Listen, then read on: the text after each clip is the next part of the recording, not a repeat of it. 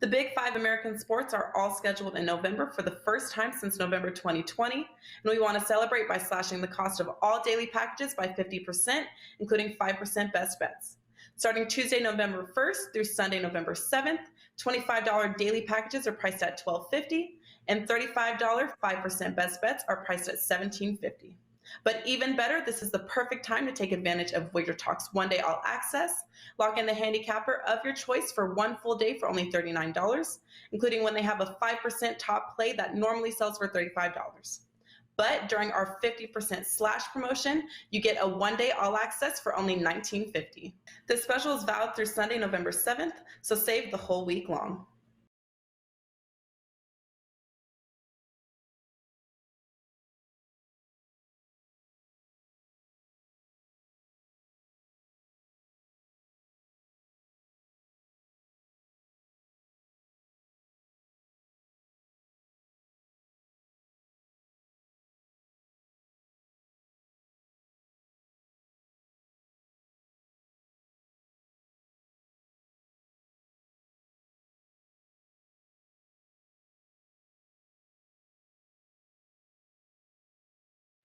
You know who that is.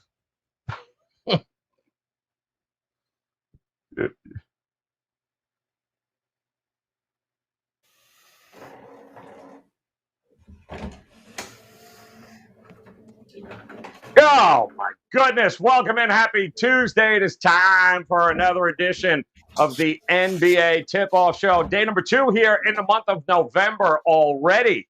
Kind of hard to believe. November the 2nd. It is a light card tonight, just 5 games. We got a few we're going to break down for you. And, of course, we're going to do it with the original OG NBA Tip-Off crew. And that, of course, being Skee Profit in the house. Leading hit off. Look at it. He's up there. Leadoff hitter right now. Him looks like the Astros could use him as well. We've got Rob Vino in the middle. And who better to strike out cleaning up than our good friend Tony Finn in the house here. Gentlemen, welcome on this Tuesday. And Skee, let me go to you, my man. What's been going on over at WagerTalk? I know you went out and ordered your Celtics jerseys. I know you're big on the Celtics right now. We might very well have our very first hell no team of the 21-22 season, man. What's going on? Yeah, no doubt about it. It's no way, shape, or form I'm touching the Celtics as a favorite in the near future. They're the reason I had a 2-2 day instead of a 3-1 day blowing that lead. So they're definitely on that list. Today I have 2 plays that I've already made. And hopefully I'll have more after the show. All right, there you go. We'll get it done here. Rob Vino, my goodness, bit of a head scratcher, Rob. I believe last night, Rob, was the first time that we've actually seen the overs cash more than the unders here in the association. It's finally, have they gone too far the other way? Should we start be looking at overs these days?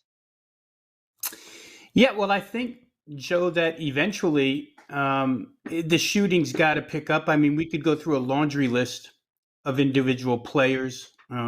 Damian Lillard, I don't want to use any real examples here, of guys that haven't shot the basketball worth a darn yet that usually do, and teams overall, not just guys.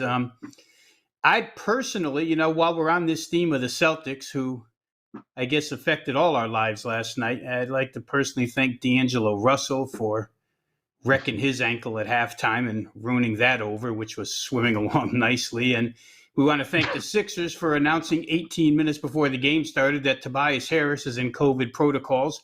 So it's the NBA, Joe. It's the NBA every single night. Difficult to navigate, but I think that the shooting, to your point, is going to come back. We saw a couple of teams shoot a lot better last night. It's still not where it should be. We'll go over some of that stuff during the show. Yeah, I think it's safe to say the Celtics and the Trailblazers just suck on so many different levels there, Tony Finn. I'm going to assume you agree, unless, of course, were you on the Sixers last night? No Tobias, no Embiid. What was your night like, my man, and what do you got going on over at WagerTalk right now? My night was a kiss your sister 1-1. I cashed with Toronto plus the points as a nice straight up win there in New York, but I took the Nuggets, who have owned Memphis, I think over the last couple of years, 3 years, and in particular and the metrics for Memphis, their defensive metrics are pathetic, and I thought that was a good play as well. It was kind of back and forth in line, but essentially a pick 'em, and the Nuggets lose by almost double digits. But I never felt like they were going to win it once we got to the second half. So tonight, 2 plays, one early, one late. I like them both. All right, like some both, which means, guys, we get to dive into it. Let's do it with our contrarian play of the day here, which was cha-ching. That was a winner last night here, and heaven forbid here, Rob Vino goes against the contrarian gods, which the entire panel did yesterday, Skee, you'd be glad to know. And that would have been the Cavs taking down the Charlotte Hornets, who, like Skee said great on Twitter, what the hell were they doing laying 5 points anyway? My word. So we look to keep that contrarian train rolling here tonight. And who better with Skee on the show? The Astros in the damn World Series. Who better to get behind than the Houston Rockets getting 10 here against the Los Angeles Lakers, who continue to put every combination of player in the world on the court. It's quite obvious that they are trying to figure out some sort of combination that will work here. And we just watched this a couple of nights ago, didn't we, Skee, with Houston? And it was outside of the 432 turnovers they had. They ended up getting the cover, but if they can clean some of that up, and I don't know what the hell Lakers are. I mean, Lakers are just, I think they went out there with yet another starting rotation of 5. It's so hard. The Lakers look like they're trying to figure it out, and Houston looks like they're trying to figure it out. Should we be laying double digits with anybody right now if you are the Lakers? Well, I get why you maybe like the Rocket side in this game for a full game. I mean, the Lakers haven't been able to really play a full 48 minutes. So you're either getting the first half or you're getting the second half there. And a lot lately, I feel like we've seen them jump out to big starts and allow teams to come back at the end and backdoor cover just like the Rockets just did. So I get it. If I'm taking the full game, I understand, but I prefer the Lakers first half. I just look at the first half margins for both of these teams so far this season. Lakers plus 4.7, Rockets minus 7.3, and it flips kind of for the second half. Minus 4.7 for the Lakers compared to minus 0.3. So it reflects their against the spread record. Full game record is 2-5 against the spread for LA. First half is 5-2. I think that they can get off to a nice start in the first half. So I don't mind your full game play, but I'll probably play the Lakers first half if I'm picking a side here. All right, he's going to be looking. He's going to be looking the first half there, Rob Vino. I mean, what do you think? I mean, Sunday was just a turnover fest. I mean, Houston did not play bad in many aspects. Actually, did pretty darn well. They did get the cover, but it's hard to bet on and lay double digits on a team that's still trying to figure it out, which is what the Lakers are trying to do here. So, what do you think? Can we interest you in a little contrarian Houston Rockets here tonight? Yeah, there's ridiculous injury situations here too, Joe, right? I mean, Daniel Tice, Jayshawn Tate on one side. Houston, we know, has really no rim protection other than Daniel Tice, which would be good news for the Lakers if he can't go. But again, questionable doesn't mean they won't go. Just a couple of guys on the injury list. And for the Lakers, I think to Skee's point, first half, coming out pretty quickly. The injuries that they've dealt with, multiple injuries all season long, which really affects their depth, is probably why the second half sort of crumbles for them. So they've got the same list of names out again. You don't have Kendrick Nunn, you don't have Trevor Ariza, so on and so forth. LeBron, usual question mark, but he's 1 for 16 from beyond the arc his last 2 games. He's not helping out either. The turnovers you spoke of in the game they just played a couple nights ago, they're going to run this back in the same arena. The shooting was horrendous on both sides. I mean, for the Rockets, they've gone 2 games now where they haven't shot better than 21% from 3. After shooting, believe it or not, after shooting better from 3 than they did from 2 games before. So everything's all over the place with these 2 teams numbers-wise. None of them really that good. I don't know that I could get to the Rockets if, in fact, they have nothing to protect at the rim. I'd probably prefer Lakers in that instance. But again, we'll sit and wait on injuries. But right now, if it stays the way it is right now, I'd probably look Lakers. All right, Elena Lay, the hell with the contrarian guards. Look at that, Rob Vino giving him the finger again, Tony Finn. I love it. He's right, though. They sucked shooting the ball in that game a couple of nights ago. I believe they missed 14 free throws there. They were 6 of 28 from downtown, but it was the 27 turnovers that did them in. It's a young team, but, boy, if they can clean some of that up, what do you think, Finn? Can they keep it within 10? Well, I think they can. I think at this point in time, if you're backing the Lakers, then you're backing a bad number. I mean, you're backing an inflated number. The bookmakers are still pricing the Lakers like they have it all, like they've got it. They're ready to take off and go. And the truth is that I haven't looked this up, guys, but I've watched enough. I've watched almost all the Lakers games. I've watched as many games as I can, but they haven't played with the same line. I mean, I don't think they've had a full game with the same lineup on the floor. If you had looked at possessions, I would guarantee you they haven't because of the injuries. Because Davis on the last game, he started at the 5, 4 different starting lineups in 7 games. I think is what I read, and that means this team cannot be back. They're not ready to be back. And if you're backing them, you're paying an extra 20 or 30 cents for a girl that's just not that good looking. All right. Nobody wants to do that except Rob Vino and Skee, apparently. Look at it. You hear that, Robert? Tony Finn, don't buzz him now. He's got carte blanche at least for the next game or so because he's going with Houston as the contrarian play of the day here. Guys, take the points if you like, or like Skee said, first half. Maybe back to Lakers and Vino. He's going to lean towards the Lakers here as well. The contrarian side is the Rockets plus double digits here tonight against the Lakers. All right, let's move on. Game number 1 here tonight. And what better? This should be interesting. Although I really don't think it's going to be that interesting. We'll see what the guys think here. Opens up Miami 1.5 at the AAA. The Miami plays at the AAA arena, but so does Dallas, plays in their own AAA. 1.5 was the open. I'm seeing 2.5s across the board now. The totals come down.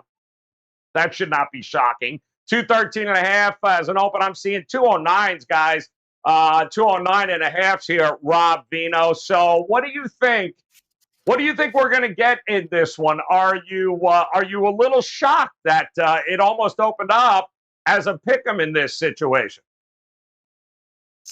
I think that was probably more because of the unknown status of Bam Adebayo, Joe. I think as this number climbs up, it's kind of giving us a hint that questionable tag will probably be a, ready to go tag by the time this game starts.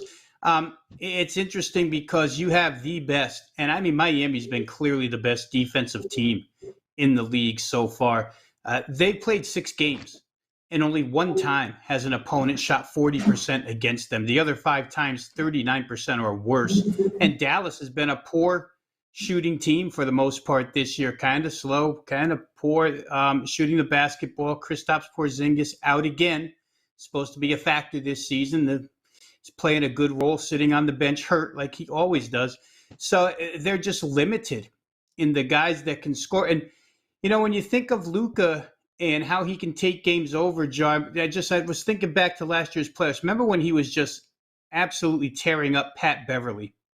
And Pat Beverly, a really good defensive guard, but the Clippers had to wind up benching him because Luka's size was too much. But Miami has guys with size that can go out and handle him.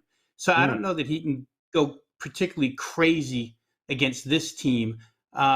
Miami, for what it's worth, not only have they been good defensive efficiency-wise and field goal percentage allowed-wise, but they've been really good offensive efficiency-wise.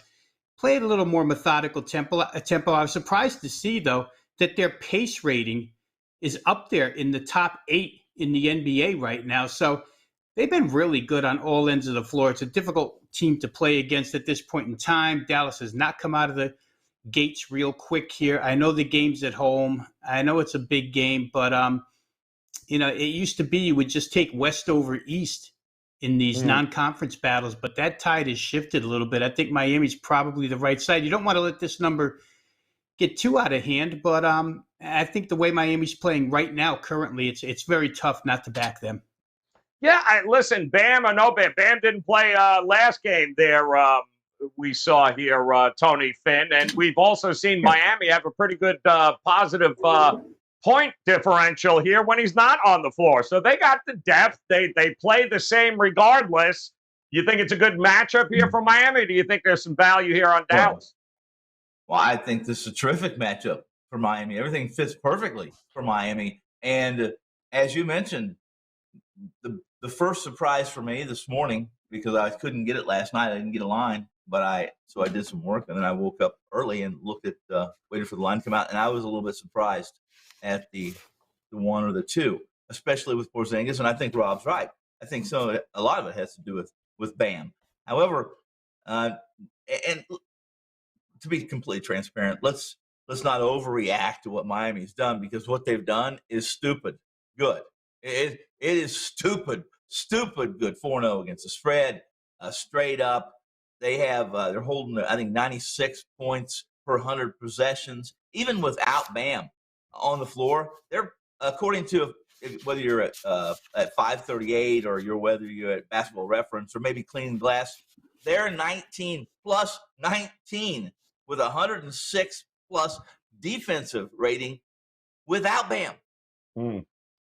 So again, it's early, but Dallas, if you've watched them, their metrics are as bad as they look. They're 101.1 points every 100 possessions in non-garbage time. They have no presence, as Rob spoke to, at the rim, no presence whatsoever.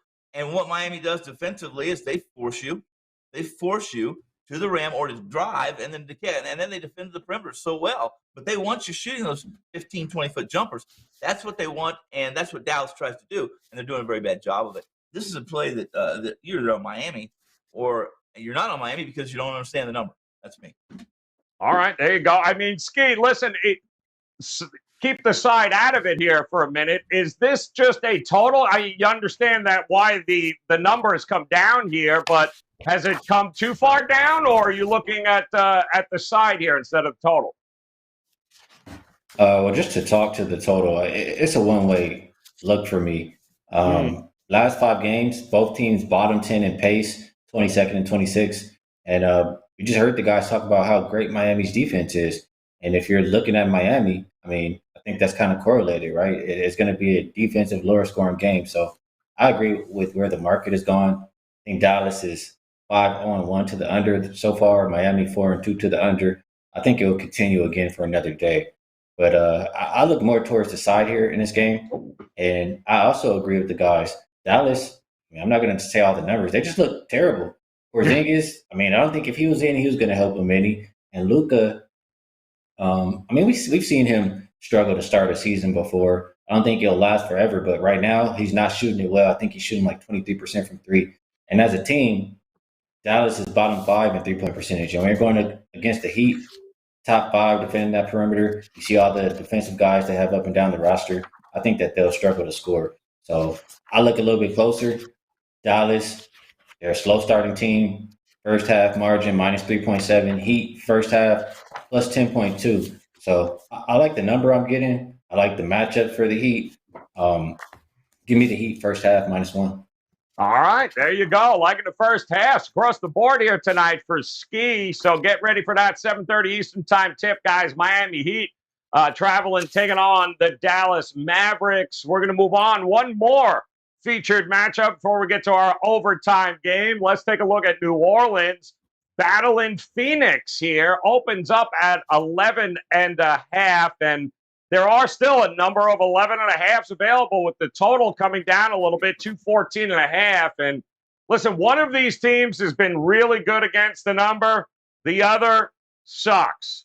And the team who's laying the 11.5 ain't the team that's really good against the number here, Tony Finn. So I'm confused. I know there are some injury concerns for the Pelicans. I don't know if those have been resolved yet, but either way, again, another double-digit situation here. What do you think, Finn?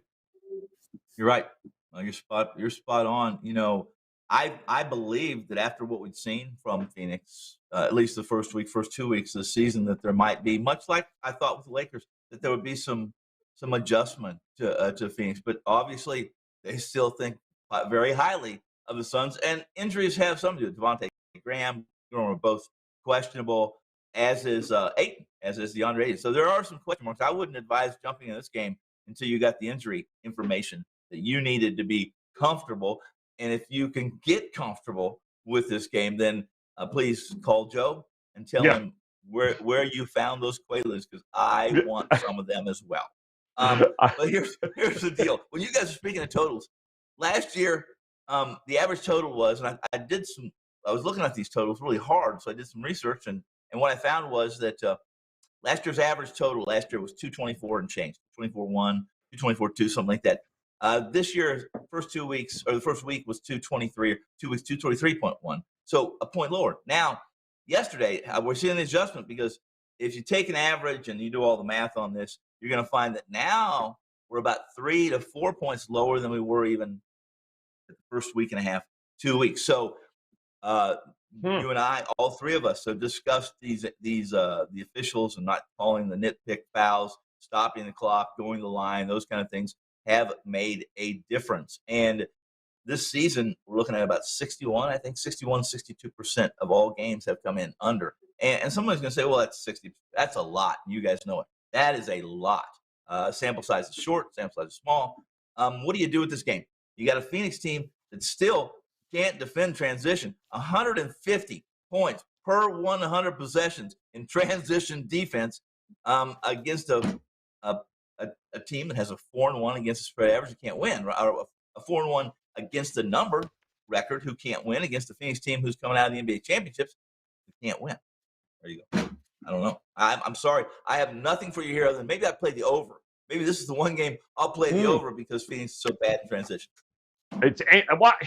They've got some holes, this Phoenix team here, Skee. So, they do. It's another one of these situations where, do I really trust the Phoenix Suns to lay 11.5 here on a game that the total's coming down? What do you think about this? And by the way, Ingram is doubtful, but Graham looks like he is going to play. He's listed as probable. How are you looking at this, Skee? Well, that's important information. I mean, if I just look at the season, Phoenix is still playing fast, and neither team is defending the three well. So if you get those guys in, combined with that, I probably would look towards over. But if you tell me Ingram is doubtful, that's a lot of points you're missing from this Pelican side. I know you'll still get Graham in there jacking up the 3-pointers, but I don't know. I combine that and I look at Cameron Payne out for the Suns. That's a lot of pace going for them. Nope. It's tough. I guess if I had to play right now, gun in my head, I would play it under as far as the total. But for the side, it's no way I could play the Suns at all. I mean, I mentioned the guys that are out. Ayton also game time decision. If he's out, Valanciunas is going to feast down low. Yep. So I think that's the problem.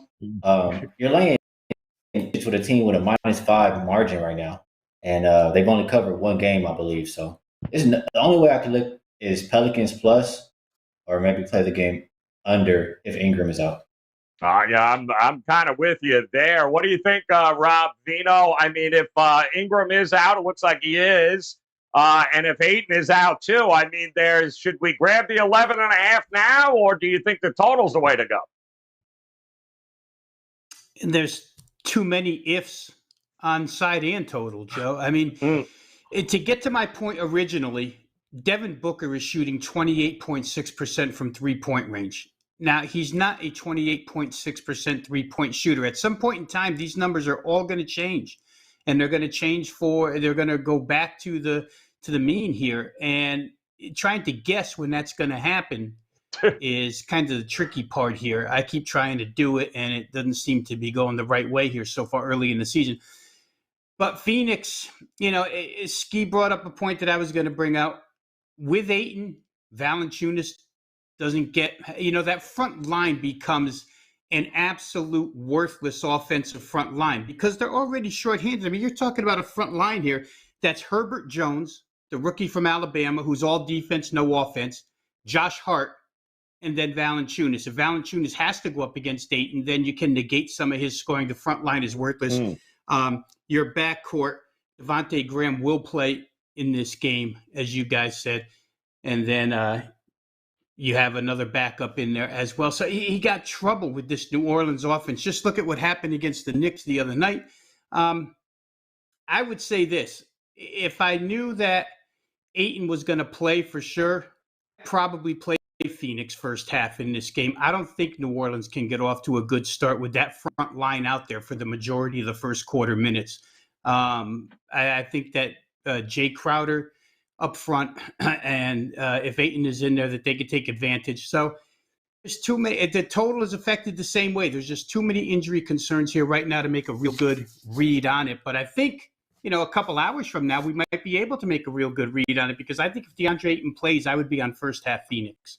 All right, there you go, guys. Keep an eye on that game. Pelicans taking on the Suns, 10 o'clock here tonight. That leaves us, of course, with our overtime game, a game that we're going to take a look at the total here. And certainly can't look at any game the Pistons are involved in and expect to get any sort of total. So why don't we go ahead and take a look at that other game, the Sacramento Kings taking on the Utah Jazz. We saw it open at 220, and guess what? We finally see a total going up here, 222 and a half in the marketplace. So, Skee, I'll come to you here. This is going to be interesting. We saw this matchup again a couple of days ago as well. And what do you think? Is this going to be an over or not spot for you with these two teams? Not for me. I get it. I mean, usually when you see teams play each other very closely, like if one game they both shot very poor, usually the next game you see better shooting. But the only thing that scares me about maybe playing an under in this game is pace. Last 5 games, Utah 9th, Sacramento 13th. Other than that, I look at Utah and how they've been winning and winning these games by margin is through their defense. The number 1 3-point defense so far this year, they haven't been shooting it well. Like Rob mentioned, pretty uncharacteristic for them. They usually will live and die by the 3, but so far they're 20th in 3-point percentage. The Kings are 23rd. So right now, I just see 2 teams that are not shooting it very well and 2 teams that have been doing a pretty solid job defending the perimeter. So for that reason, I like it under the 222 and a half. All right, liking the under here. Maybe gone a little too high there. What do you think, Rob? Utah taking on Sacramento, round 2. What do you think we're going to get? Yeah, you're in the same bind, Joe, because I'm sitting here and I'm looking, and De'Aaron Fox, as of a scorer he is, he's shooting less than 38% from the field so far this season. That won't last. He's shooting a little above 17.5% from 3. These numbers are just ridiculous to start the season with some of these teams and some of these guys. A team that plays at pace like Sacramento, if they make some shots, this game goes over easy. And in reality, Joe, as the season goes on, they're going to make these shots that they're all missing together collectively as a unit. Utah, to Skee's point, if Miami wasn't playing such good defense right now, Utah would be the best defensive team in the NBA at this point in time. I think they rank 2nd in defensive efficiency. And Quinn Snyder, Tony has brought this up in years past, this flip-flop of what kind of team they want to be. They were a defensive-oriented team. Then during the year when COVID shut it down and then they reopened, he decided they wanted to go fast. They've got a boatload of 3-point shooters that aren't making 3-point shots as we speak. Another reason why it's very difficult to play over here, but you would love to think that they're going to snap out of it. But now it seems like Quinn Snyder has gone back to let's play a little more defense and slow the game down some. A lot of tough reads here in this contest. I'm one of those guys who always thinks that I like to think bounce back. So my inclination is to say over, but you're on such thin ice right now with the shooting that's going on in the NBA. You pull your hair out every night watching these guys that are supposed to make shots and have made shots in the past just go out there and miss consistently. The free throws are coming back, guys. I was looking at some free throw numbers, and there's a few of these guys. I mean, Harden went 17 of 19 from the free throw line the other night, and I was looking last night, and I'm forgetting the player off the top of my head. I think it was Trae Young. got to the free throw line quite a bit. I think he was 10 of 11. So some of these guys that were supposed to be poster children for the new rules are finding ways to get back to the free throw line. This is all going to come back. Joe, just to put a lid on it, I would say this. I'd probably try over with any real conviction. Okay. We got lean towards the over in this one here. So what do you think, Tony Finn, when you look at this Utah-Sacramento squad here? Do we think we're going to get some points here before it's all said and done, or maybe in the first half? How are you looking at it? Yeah, the first game these two played, they've already played once, 110-101. Sacramento, Utah wins and covers. They were 6.5-point favorites in the Cali capital. Now, obviously, they're at altitude in Utah. So here's the deal. Neither team shot very well that game. 41%, I think, is what Utah overall is what Utah shot, and I think right about the same thing, 39 or 40 for Sacramento. What Sacramento's doing, what Walton is doing, guys, is 25% of their shots are coming from medium distance.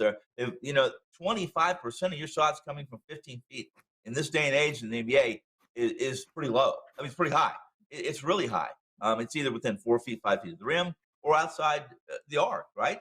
And they have metrics right now. It depends on who you like, who you believe, who you trust. But for the most part, that style, that scheme of offense isn't working. In fact, Jason Kidd is doing the same kind of scheming in Dallas, where he wants them shooting medium-range jumpers. I'm sorry, it's not 1995 basketball, 1999 basketball. So in this game, I might play over, Joe. I believe with Roblin only because I assume that both teams are going to shoot a little better, and the Kings are going to be who they've been, and that is while Barnes and Livingston, Barnes and Holmes. I'm sorry, Livingston Holmes. Holmes, they rebounded pretty well with Gobert. They stayed with the rebounding part. I don't think they do that in Utah, and I think Utah not only wins this fairly easily, but I think that they're going to threaten that 222. That would be my take on this.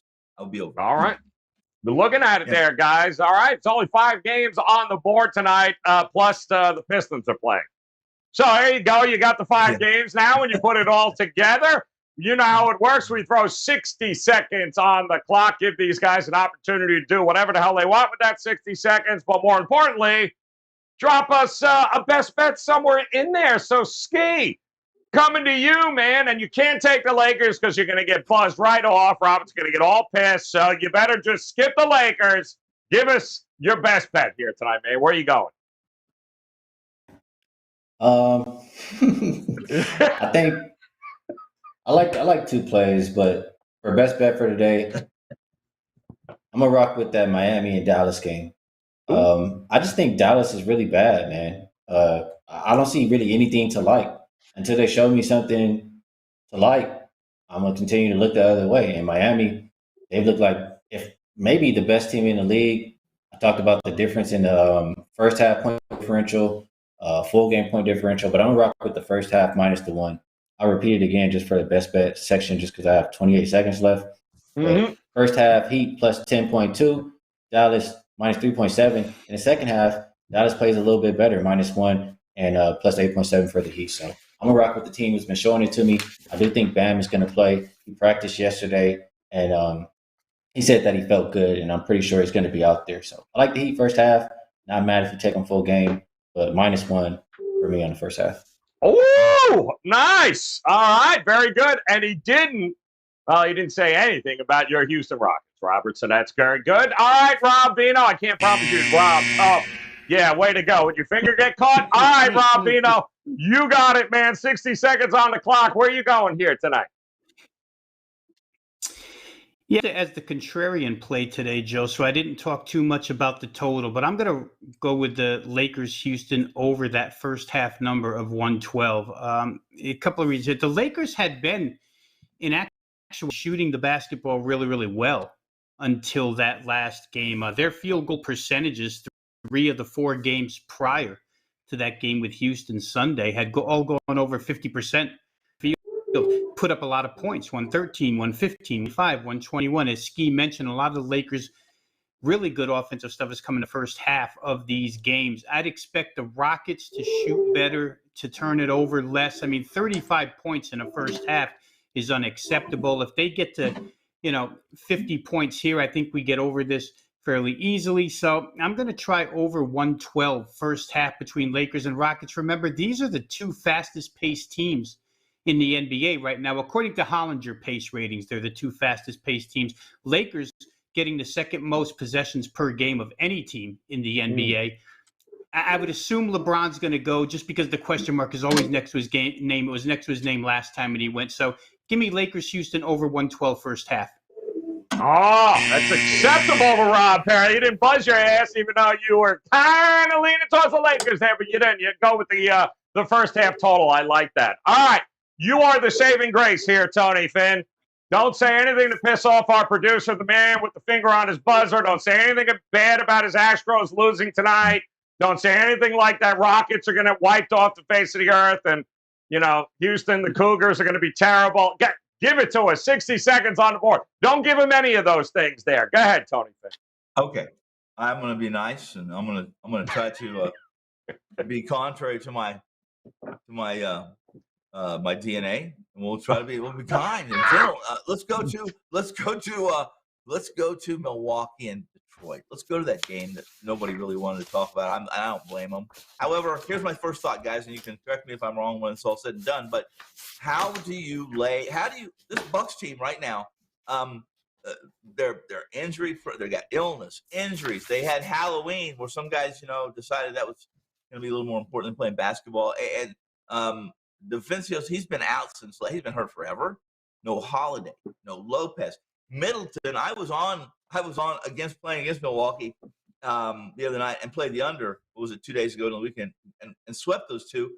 I thought Middleton was going to play. I still didn't like Milwaukee. Then they announced he's ill, right? Then they announced he's on COVID. Long story short, the Bucks 0-3 straight up against the slide. Offense 98.7, 100 possessions, 81.3, minus 22-point net rating. Detroit at home and the points. I'm sorry I went over. I can't help myself. The one game we avoided we talked about 4 games and we missed one game purposely because it's like watching paint dry, and you can't even nail it in 60 seconds. Good God, I can't. That's because you guys talked about nothing. Holy shit. I don't blame anybody for not wanting to talk about this game, so I'm going to talk about it for 5 minutes. Nobody gives a shit. That's why we didn't talk about it. All right, one more time, guys. Let's take a look at the best bets. Buzz his ass. Guys, here we go. Heat in the first half, lay to 1. Thank you very much. Rob Vino says, give me the over. Expect some points there in that first half with the Rockets and the Lakers. Tony Finn says in 30 minutes or less, the Pistons +4, apparently. Also, contrarian play of the day here, guys.